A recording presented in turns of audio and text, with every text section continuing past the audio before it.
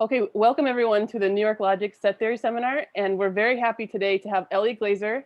And Elliot's a graduate student at Harvard, and his advisor is Hugh Wooden. And today he's going to be talking about paradoxes of perfectly small sets. So take it away, Elliot. Okay, hi everyone. Bit nervous about talking online. It's still not comfortable to me. So feel free to interrupt me recklessly. That would be much more preferable to me than me just awkwardly talking to a screen by myself for the next hour or so. I think you usually don't have to worry about that. You will be interrupted a lot. Well, perfect. Okay. Not highlighted this. Here we go. I better move my camera off so I can actually read my own text. All right, here we go. So this is the key notion that I'll be talking today, perfectly small sets. So we say a set of real numbers is perfectly small if it has perfectly many disjoint translates. I.e., there's some perfect set we could find such that its translations by any p in that set are all disjoint. And the reason these have been interesting to me is because they have a strong intuitive claim to being probabilistically negligible, but they're also all over the place. Turns out there's a lot of things that we can show to be perfectly small. And while that's also on one hand is a good thing, it also prevents it from this class of sets from having good measure theoretic closure properties, under choice at least. So yeah, and I think it's important to specifically talk about perfectly small sets rather than perhaps the more general notion of continuum smallness, where we just replace perfect set with continuum, because I'm generally skeptical of interactions between probabilistic intuition and cardinality.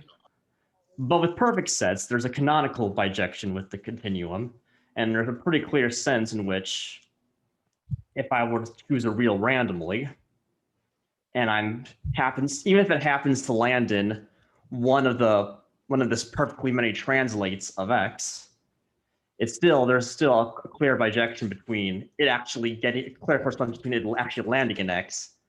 That seems to be as likely as getting omega consecutive heads in coin flipping.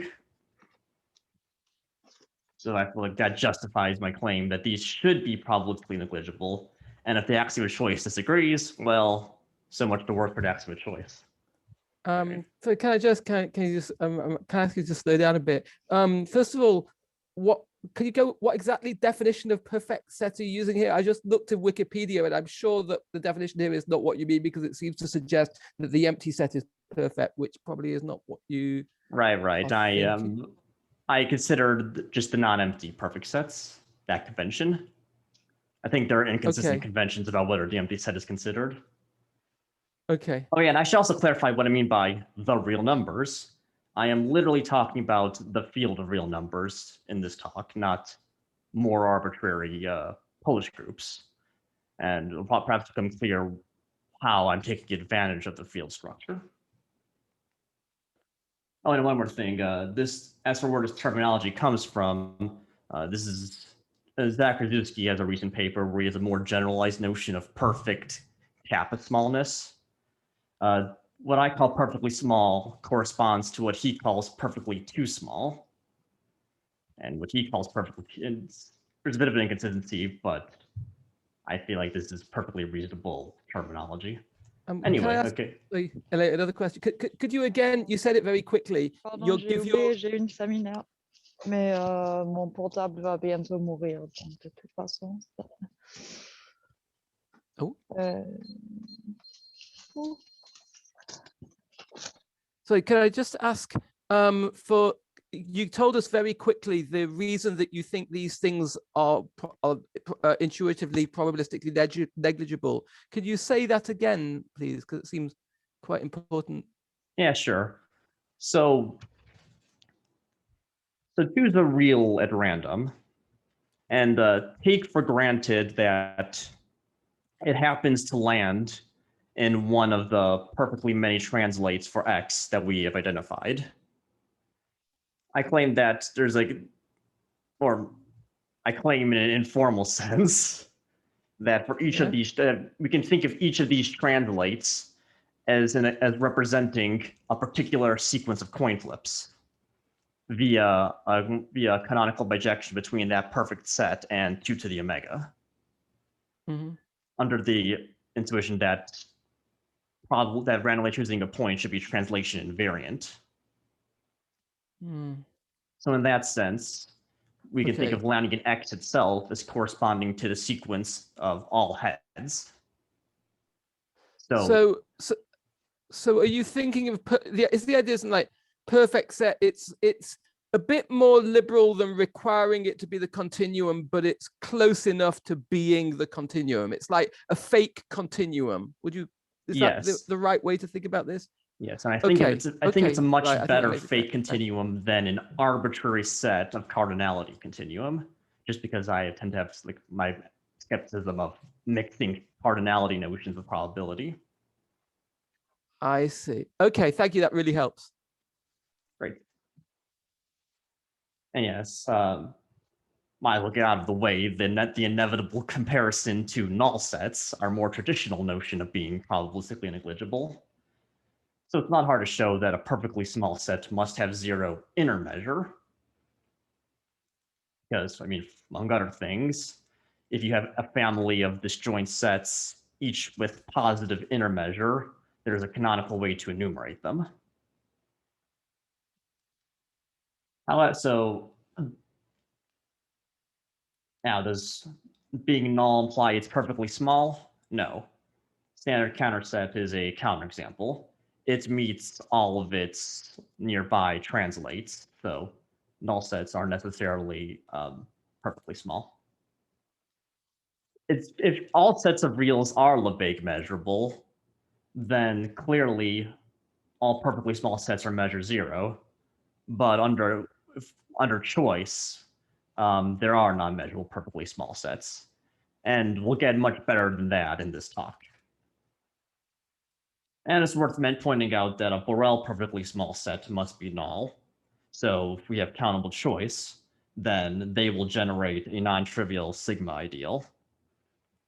And this ideal is actually pretty interesting in of itself. It was studied by Shala and Balcerzak. Who else was it? Oh yes, and Roslanowski.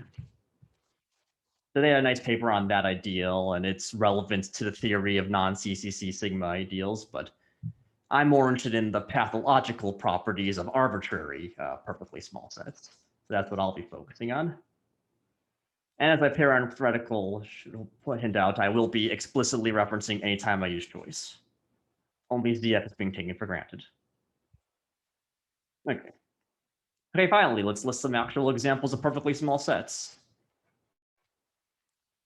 So here, any set X. So the first one is a cardinality condition. If your cardinality is too far from the continuum, you are immediately perfectly small.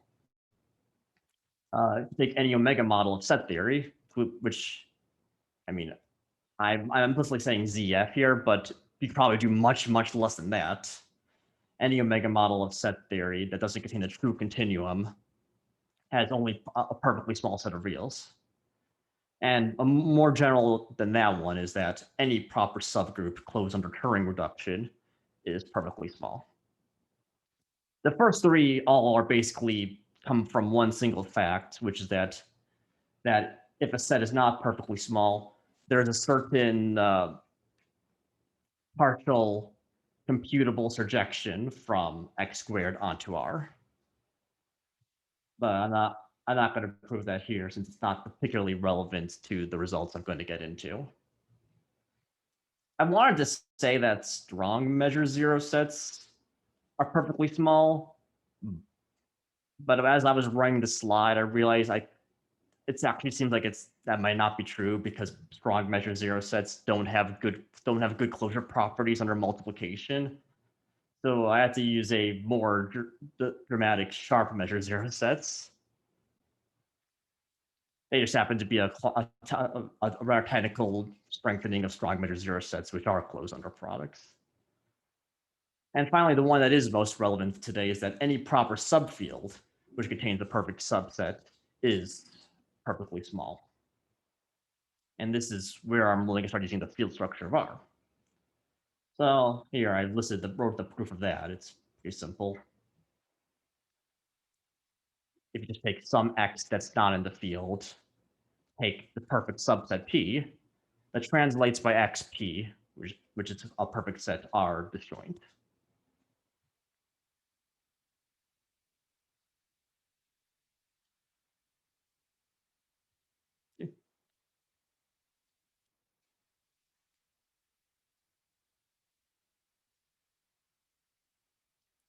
So now let's get into the principle of choice that's most relevant to this talk, which is going to be the continuum splitting principle, which asserts that every surjection from R to an arbitrary set splits. Or more simply, it's just the assertion that every partition on R has a choice function. And as an example of one of its consequences, it does imply dCr, and in fact, dC omega 1 of R. So at the very least, it gives us a sufficient development of analysis and Lebesgue measure. By the way, I made up this name myself because even though this choice principle is used a lot, I don't think there's been any established name for it in the literature. Excuse me, what is y in this definition of?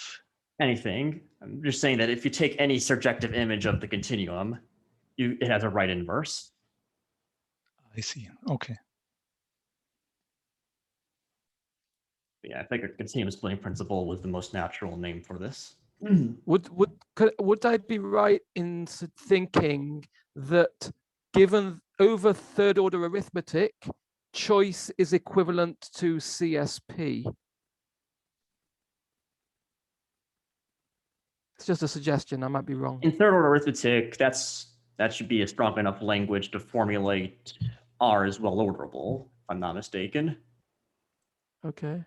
And I'm pretty sure this is strictly weaker than R as well orderable, but they have not actually been formally separated yet.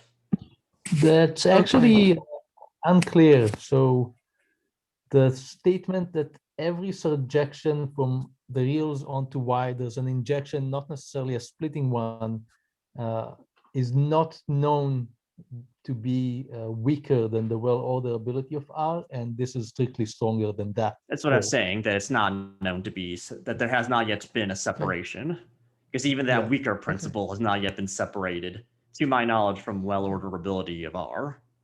Okay. Okay. So my suggestion was wrong, but okay, thanks. It's still helpful. Thank you. It could be right. I just doubt it. Oh, okay. Right.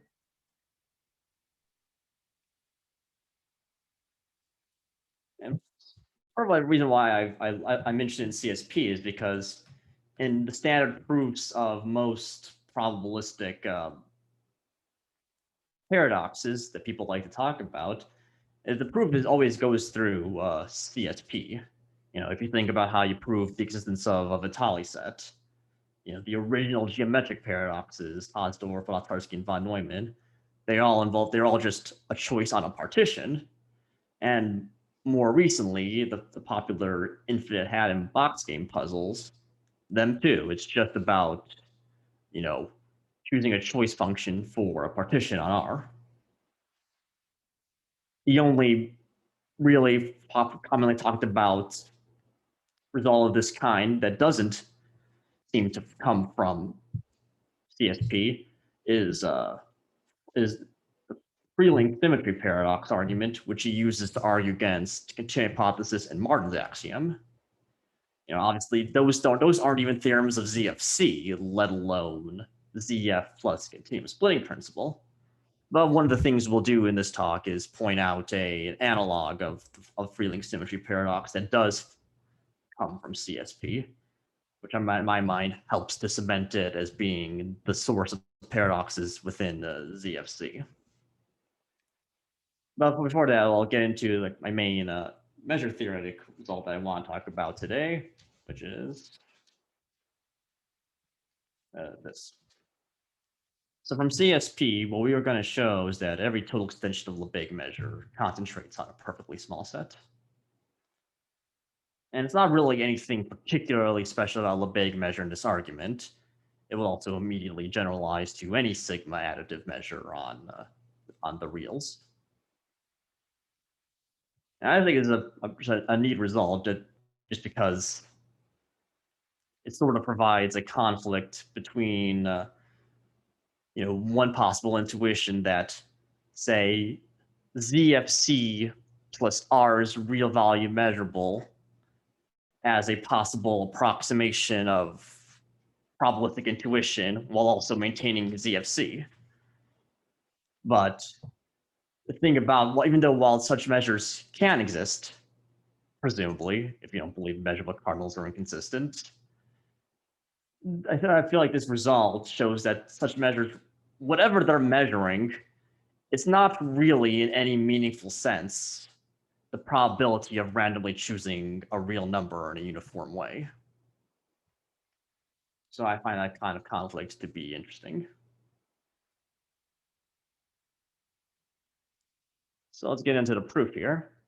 The first ingredient is the well-known fact that there is a perfect set of algebraically independent reals. This mostly follows from a result of von Neumann, which was that this fun little summation here applied to all positive reals gets you a continuum-sized algebraically independent set of real numbers. And if we just restrict this to a compact perfect subset, say any perfect set of irrational numbers within 0, 1, excuse me, not any perfect set. It does have to be among irrational numbers because of the function is this continuous at rationals. But if you take any perfect set of irrational numbers between 0 and 1, then the image on that it's a continuous image, and thus you get another compact perfect set. So we'll call this set here A, and we'll refer to it throughout the rest of the talk. Elliot, in the definition of TR up there, what does this, these brackets around NR, what does that mean? Rounding to the nearest integer. I see. So this is, okay. I'm not sure why that's useful. You'd think that whatever argument von Neumann came up with, it would go just as well through with floor notation, but it's a German article, so, I haven't checked the argument myself. He's a smart guy, I've heard. I'm willing to trust that he got it right. Okay, I see. Okay, all right, thank you. Can you just mention what's algebraically independent, if it's Sure. something you can talk about? That any non-trivial polynomial on any non-trivial polynomial's inputs come from this set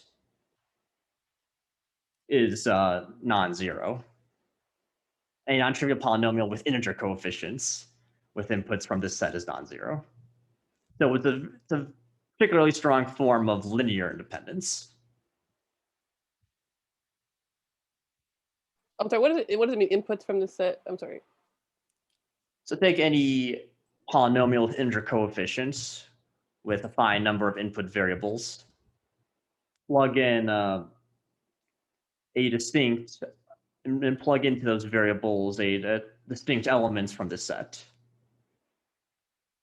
So for example, anything like x squared minus y, where x and y are distinct elements from this set, that will output a non-zero value. Okay. Thank you. Let's see. Anyway, being the choice conscientious mathematician I am, I of course going to try to do as much as I can before I resort to using the continuum splitting principle to finish off the argument. So here's a choiceless lemma that will get us most of the way there. So for any two fields, for any two subfields, one a strict subfield of the other, if the smallest one contains a perfect set, then F contains perfectly many translates of that. And step one is an immediate generalization of the example I proved earlier, that any proper subfield containing a perfect set is perfectly small. And the more interesting part, two. So let F be the subfield of R generated by the perfect set of algebraically independent reals we isolated earlier. Then for any sequence of fine measures on the field, you can find some subfield such that F contains perfectly many translates of it, and all of the measures concentrate on that proper subfield.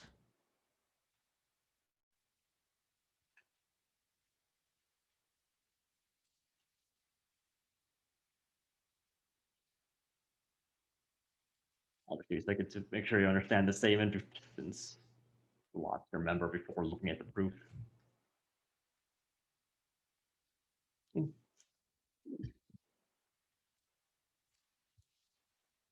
So here's the proof of that. There's no reason we can't just normalize the mu n, so let's consider them all to be probability measures. And we'll show that the subfield can be of the form Q of A minus, of the subfield generated by A minus one of its points, with all but countably many X will work. So all we need to do here is just enumerate the exceptional points. So if you are an exceptional point, you'll be in one of these guys, SNK, where mu n restricted to you is less than 1 minus 1 over k. And we're just going to need to show, all we need to show here is that each of them are finite. So suppose some SNK is infinite, let F from SNK to omega be a surjection.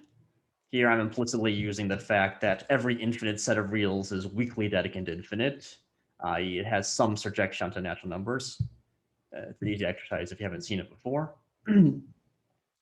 And using this, we can write F as an increasing union of sets which are of low measure, which will give us our contradiction.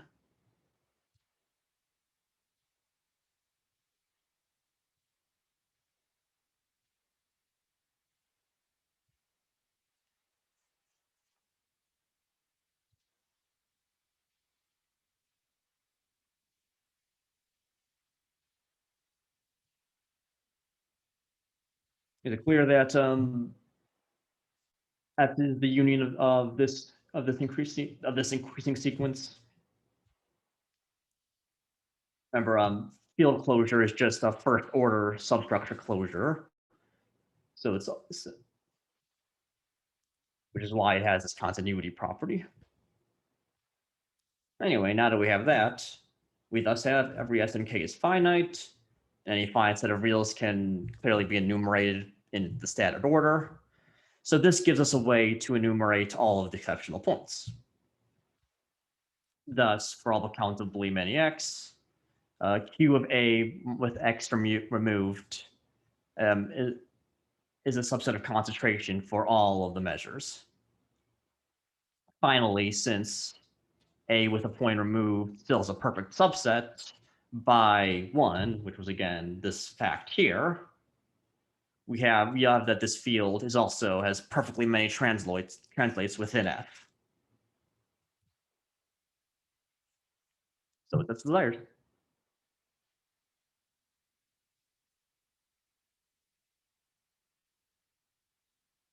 Okay. Now we just have to see why this choiceless lemma gives us the main result.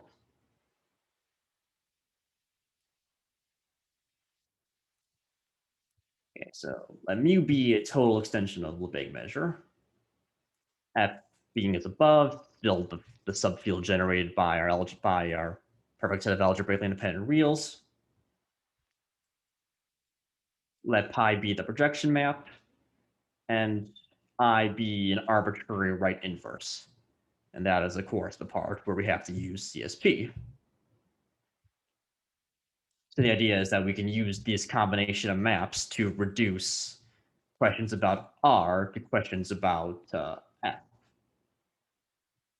And finally, we let H be the discrepancy map. H computes the difference between a real and the canonical representative of R mod F that has been provided to us.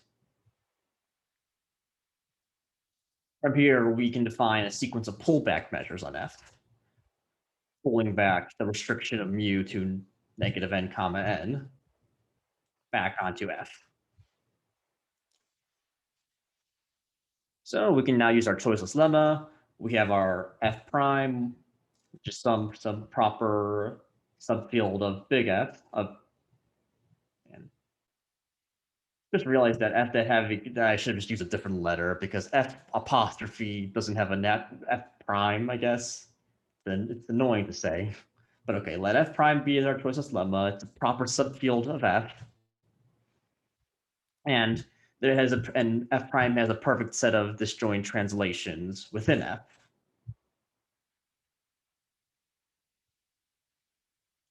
And now, okay, well, pull that back, bring that back onto R itself by taking X to be H inverse of F prime. And we see that X is as desired.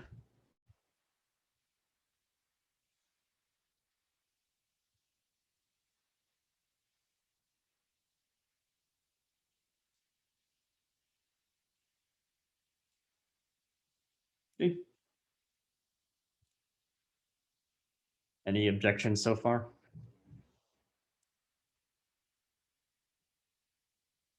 I'm not getting all the prompts interruptions. I think we're good. Sorry, yeah, it's been very quiet today, so I don't know, but I think it's good. You can move ahead. Hold on a second. That's what type of chat for the first time since the clock began. Okay, yeah, that was from a while ago. All right, well, now I can get to the fun stuff and indulge my obsession in paradoxes and philosophical arguments. So let's revisit the old Freiling symmetry argument against CH and Martin's axiom.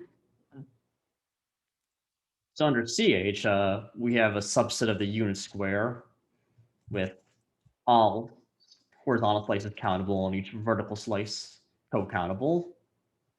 This is just, as an example, we can just take the graph of any minimum length well ordering of R.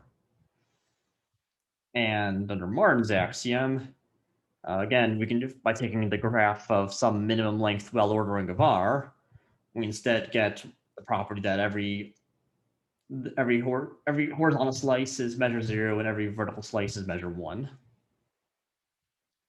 And actually, it turns out we can even do a little better and say strong measure 0. That doesn't really matter too much here. So if we choose a point in the unit square at random, well, depending on what you're told first, we could either argue that almost surely the point will be in the graph, or almost surely you will not be in the graph. This is a clear contradiction against probabilistic intuition. So we have to conclude that Martin's axiom is false. I feel like once you're picking a point from an uncountable set at random, you've already left at least my probabilistic intuition long behind. So, I mean, if you have rigorous theory of how to do that, then sure. But if theory doesn't work the way you want it to, I don't really see why you would complain about Martin's axiom or the axiom of choice there. Well, what's the theory? If there are theories like ZF plus all sets of reals are Lebesgue measurable, their standard intuition actually just corresponds perfectly well. I'm just saying I don't really share that intuition.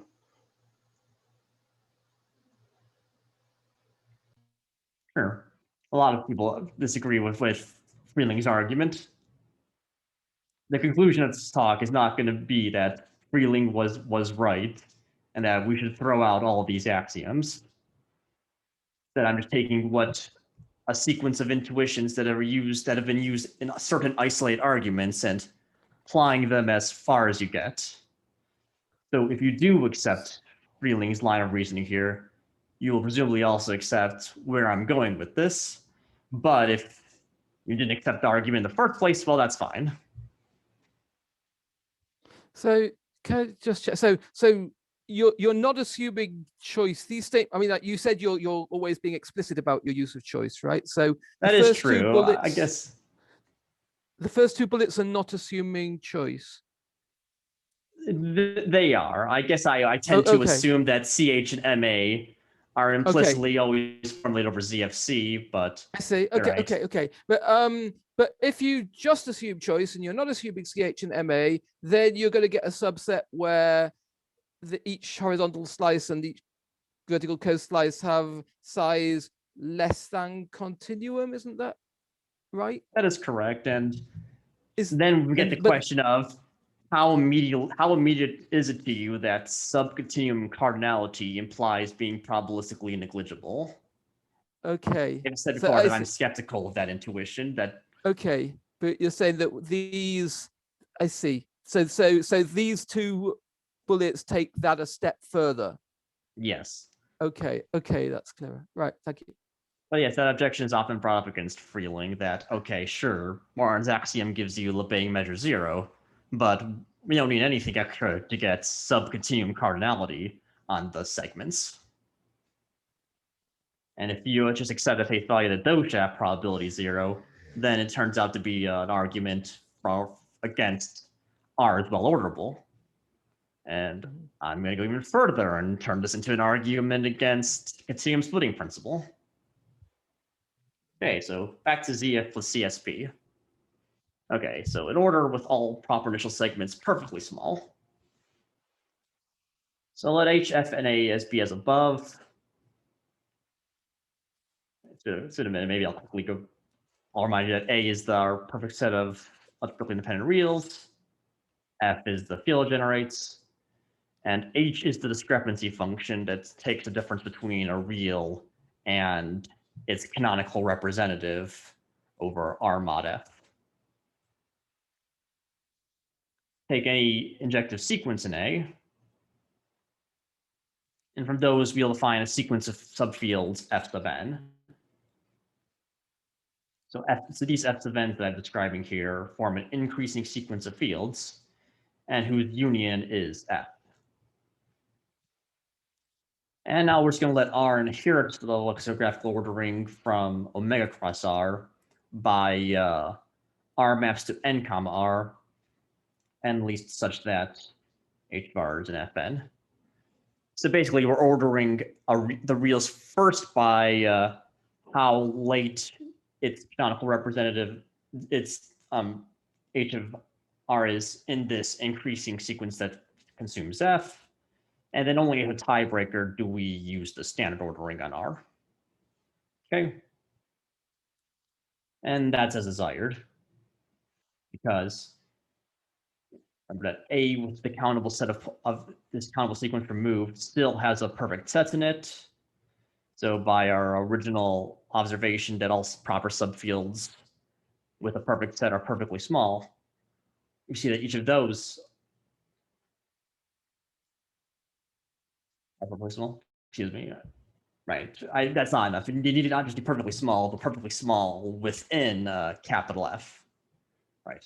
Each of these, so each F sub n has perfectly many translates within capital F. Therefore, you can lift that to show that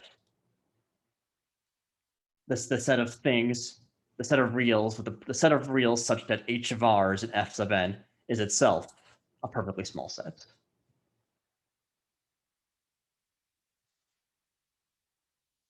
And it also happens to be the case that it's an ordering of countable cofinality, as shown by the cofinal sequence A sub m. If we instead take an omega 1 sequence of points that's disjoint from some other perfect subset of A, we could get another version of this ordering, but with cofinality omega 1. Here we're using the fact that, again, that continuum splitting principle does imply that we can do omega 1 choices on the continuum. But that discrepancy doesn't. I just positive think that we could get both situations. Anyway, for the final thing that we talk about, you can choose either of those. Finally, we get to one of my favorite pieces of set theoretic trivia or recreation, which is the infinite prisoner hat problem. If you haven't seen it before, I'll give a brief description of it here.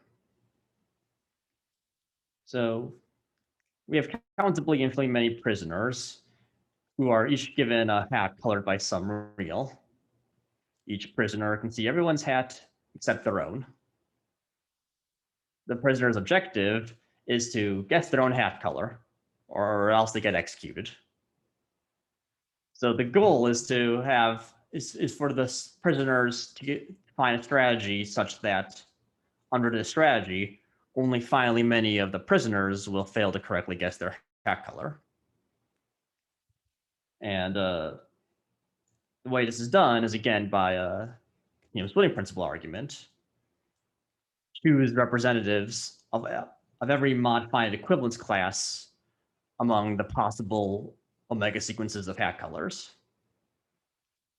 The key observation being that each prisoner can identify what the mod finite equivalence class is, since the only information they're missing is their own. After this, the prisoners will then be able to guess the representative hat sequence, which is only off by finally many points. And the reason why this has often been cited online as, again, an argument against believing in the axiom of choice, that this is such a probabilistically absurd scenario that you can, in some sense, almost certainly guess your hat color when it's an arbitrary real that you know nothing about. Can I just interject about this? Ooh, this is a reason to reject choice. It all comes from a really stupid blog post. And the author of that blog post, in the comments of that blog post, says that GCH is true, but the axiom of choice is false. So GCH implies choice. This argument has literally no bearing except to annoy set theorists, and me in particular. Carry on. Right, and I agree. And again, I think the best way really to refute these arguments is to come up with analogs that are under different hypotheses. I'm not going to talk about today, but another thing that I've thought about in this area is coming up with an analog which is completely choiceless, but instead involves a larger number of objects. But here I'll just focus on what we can do with the continuum splitting principle. So here we're going to make the following adjustment. Suppose the prisoners are each allowed to make a perfectly small set of guesses. Now we want to find a strategy such that at most one prisoner fails to correctly guess their hat color. So let's then be the order, be either of the orders we identified a couple slides ago, an order with all proper initial segments perfectly small. And again, choose a representative set sequence from each of the mod finite equivalence classes. So here's the strategy. Each prisoner will guess the minimal initial segment of the reals under the order, which contains both what the representative sequence says is their hat color, as well as the hat colors of any other prisoner for whom they see has a discrepancy between their own hat color and what the representative sequence says about their hat. So for prisoner S, who wrongly guessed their hat color under this strategy, that requires one, for there to be a discrepancy between S and S hat at N, and two, it needs to be the case that the hat color of N, at N is strictly greater under our ordering than all other such examples. So that could happen to only at most one prisoner. So that's the solution. And the nice thing about this version of the puzzle is that it not only generalizes the original prisoner puzzle, but it also generalizes the Freiling argument. Freiling's, if you restrict the omega prisoners down to just 2, you have 2 prisoners, each can see each other's hat, and they each guess, and they're each told to make a perfectly small set of guesses that corresponds to the perfectly small set version of the Freiling symmetry paradox. So it shows that it's all under like one umbrella. And again, we are all using nothing more than the continuum splitting principle. Okay, fine. Why am I being so insistent about this choice principle? You know, we all generally recognize that there's a huge difference between using axiom of choice and, say, using countable or dependent choice. But usually arguments that involve uncountably many choices are considered to be, it's not, at that point, most people don't really bother counting how many choices they made. But I think it is worthwhile to do so. In particular, R is well orderable. It happens to be equivalent to power set of R, with that removes having a choice function. So in my mind, power set of R is well orderable is an assertion about power set of R many choices, while CSP is only roughly a continuum of choices. Therefore, I think it is worthwhile to distinguish when an argument about a choicey argument about the reals only requires CSP versus a full well ordering of the continuum. And I find that the arguments that do, in a non-trivial manner, use a well ordering of the R are much more pathological, because once you well order the reals, like, you lose any semblance of the structure that really characterizes the continuum, like when you build a Hamel basis for it. But perhaps a more interesting reason to focus on CSP is that it happens to be a conjunction of 2 simpler choice principles. You know, the uniformization principle of descriptive set theory applied to arbitrary sets, and the continuum partition principle, which we mentioned earlier, the assertion that you cannot partition the continuum into more parts than points.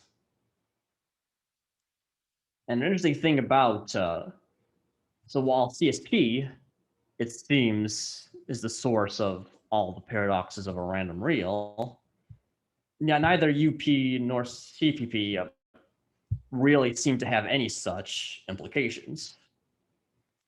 With uniformization in particular, we're very confident that we aren't going to find any such paradoxes, because uniformization principle holds in models of real determinacy, which have, among all the other nice properties of determinacy, also have that every set of reals is Lebesgue measurable.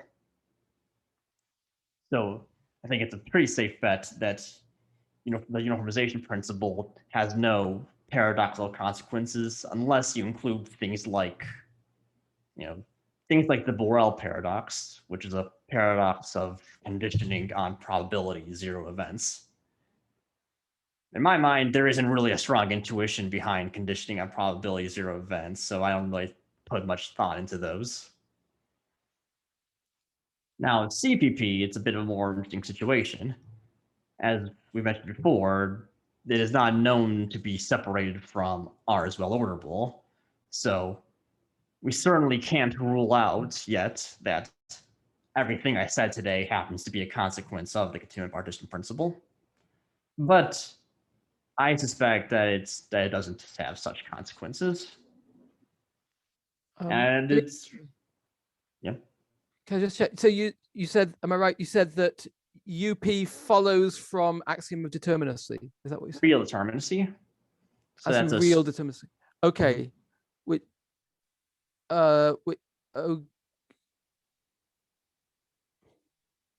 Sorry, can you distinguish these? What's the difference? What isn't? I thought axiom. So what is the axiom of real determinacy as opposed to the full axiom of determinacy? It's stronger. The axiom of real determinacy is the stronger one. It says that it's an axiom of determinacy for, it's determinacy for games of length omega on the reals instead of on the natural numbers. I see. Okay. Thanks.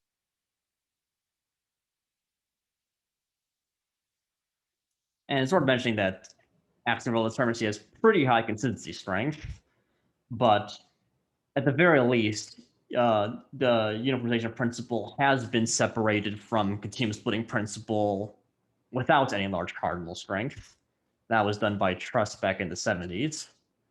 But I'm focusing more on specifically the real determinacy models, just because that more specifically justifies it as being a non-paradoxical axiom. Anyway, going back to CPP, I think there's like a pretty strong intuition behind it as well. I think it's become rather well known, partly thanks to Asaf's blog post on the matter, that the continuum partition principle implies there are non-Lebesgue measurable sets, but it's not known to imply, it's not known to rule out a total translation invariant extension of Lebesgue measure.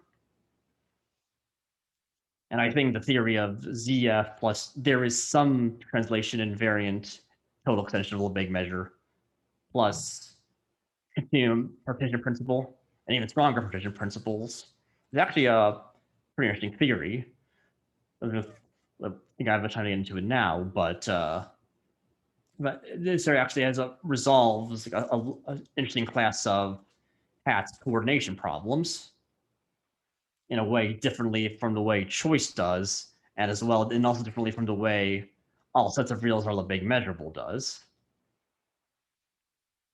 So I think it's like an interesting intermediate theory between the very constrained nature of Lebesgue, all sets of reals being Lebesgue measurable versus the wild chaos that comes from theories with full choice.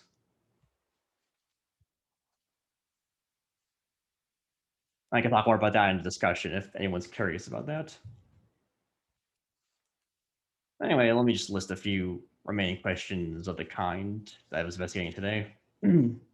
One, is every proper subfield of the continuum perfectly small?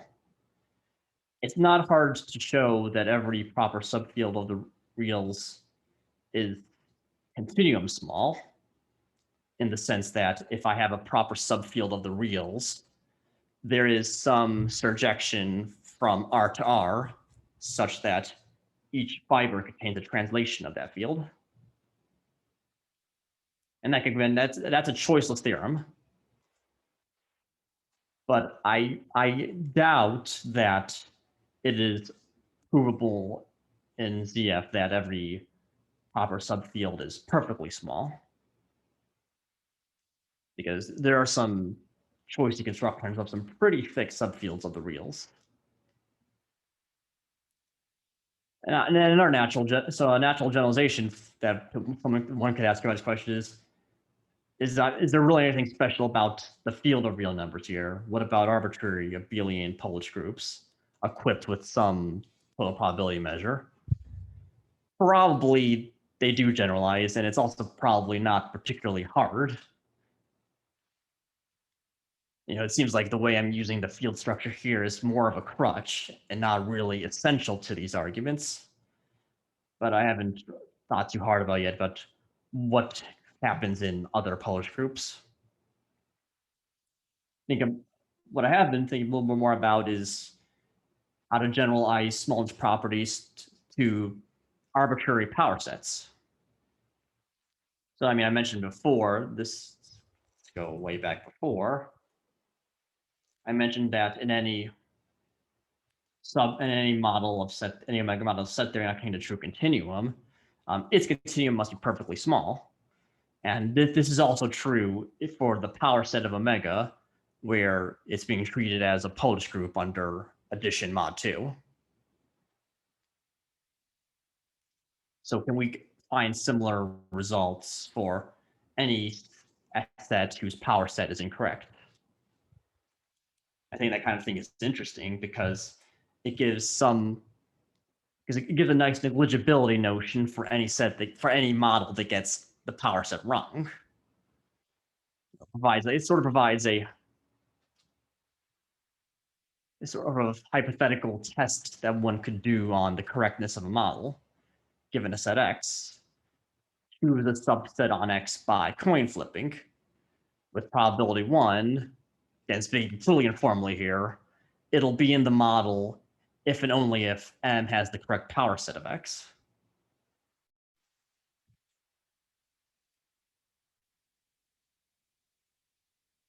So next up, this is one we've already mentioned, but can we reverse any of these implications here? R is well orderable, implies continuum splitting principle, implies continuum partition principle.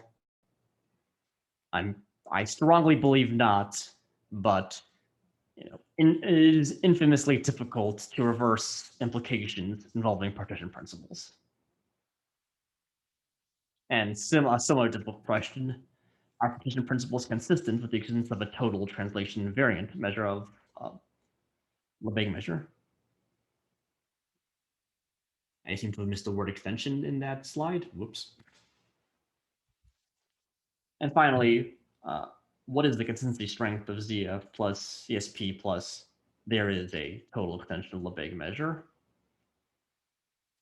I don't really have any interesting bounds here. Obviously, this is satisfied by any model of ZFC, plus there's a total extension of Lebesgue measure, which is consistent with a measurable cardinal. I strongly doubt that you can get a measurable out of this, since that proof relies heavily on the well-ordering of R. In fact, I wouldn't be surprised that this theory is equiconsistent with ZF, but any such proof would give you a separation of CSP from R as well orderable, so we can similarly expect this to be a non-trivial to resolve. And here I've just listed the only papers I've been able to find that have any sort of discussion on perfectly small sets or anything like them. It's not really a well-investigated notion, and even in these papers, they're more interested in nice, perfectly small sets. Particularly the Borel ones are better.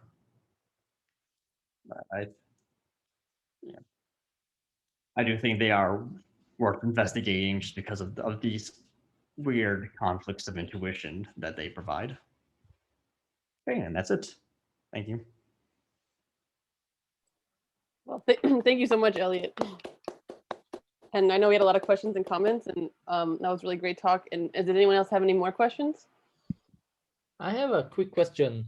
So it seems to me that CSP should imply that the Hartog's number of the reals is at least regular. Does it imply that it's actually a successor?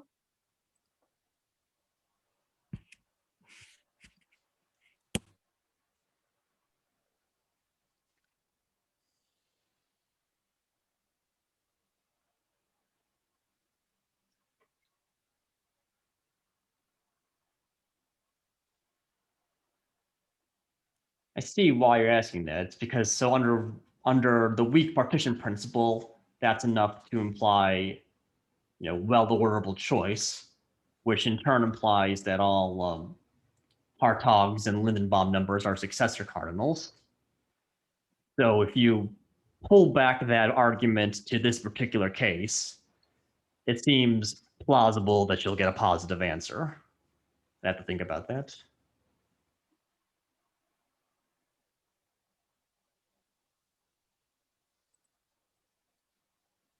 Okay. Are there any more questions? Or just I have a possibly trivial question. In the proof of your main theorem, you applied CSP to a particular equivalence relation, namely the equivalence of translation by this subfield F. So you partition into the cosets of F. And I just want to get a picture of how complicated or uncomplicated is that. Is that Borel equivalent to E1, or is there something else going on here?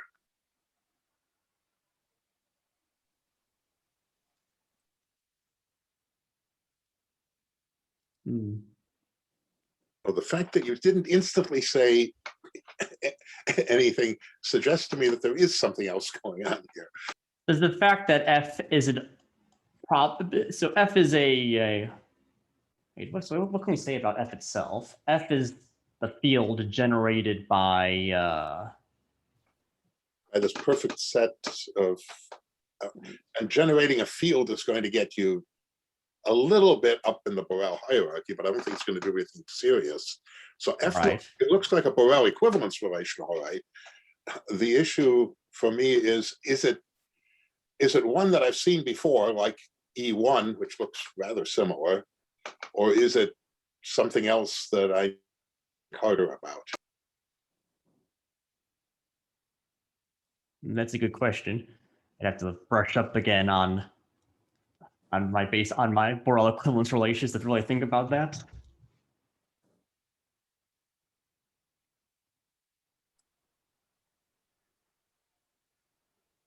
Okay, are there any more questions? Yes, I have a comment or maybe a question as well, I'm not sure. There's another result that says that every singular measure concentrates on a perfectly small set. I wonder if there is any connection to your result. I'm not quite sure what kind of choice is needed for that theorem. So if you take any Borel measure, it's singular with respect to a Lebesgue measure, it concentrates on a perfectly small set.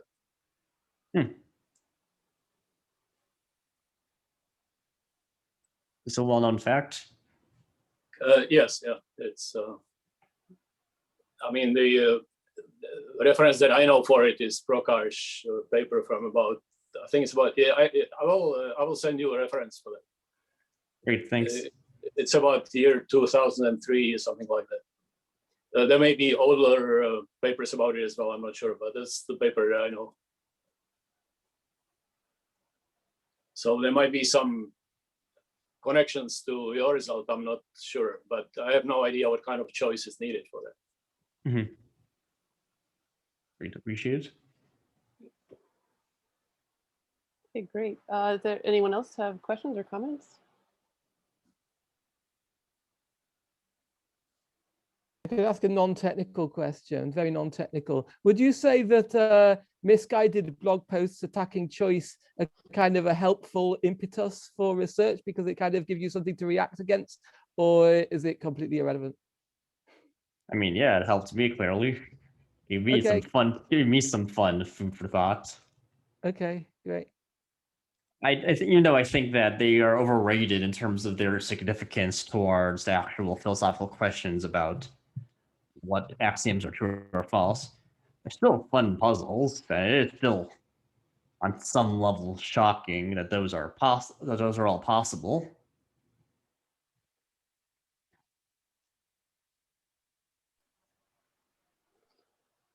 Okay. Yeah, I'll mention.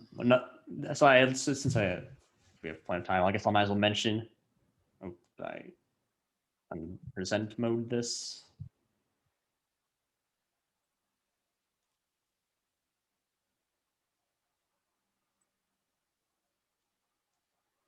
Actually, since I'll save what I was about to say until after we're done recording, to make it sort of unofficial. Okay, then let's make sure before we stop recording whether there are any more questions or comments. Okay, so it seems like everybody is satisfied. So thank you again, Elliot. Great talk. Thanks, Elliot. Thanks, Elliot.